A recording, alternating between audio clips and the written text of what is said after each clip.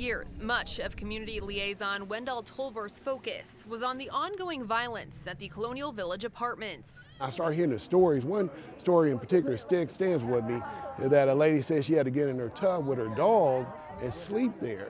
Why?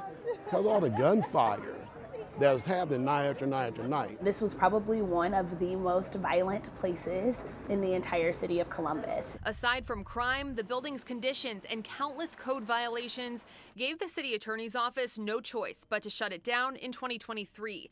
Tiara Ross with the city's attorney's office says it's been a process years in the making. And so there were folks that were in dire need for us to address it, and ultimately we came to the conclusion that we needed to force vacates from those units. At the time we had a receiver.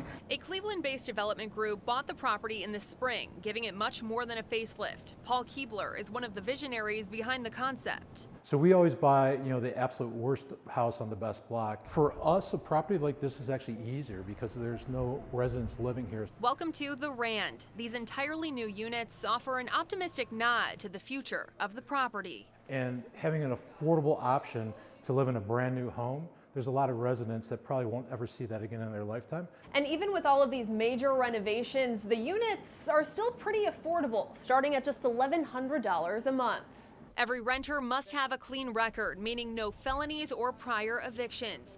A new beginning for this area. And what we want to do, obviously, as police officers, as public safety, is make it as safe for them much as possible. What does that look like?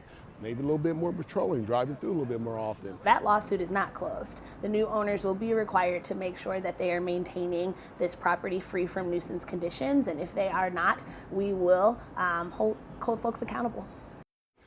And those first few tenants will likely move in within the next few weeks. All renovations to all 500 plus units are expected to be completed by next summer.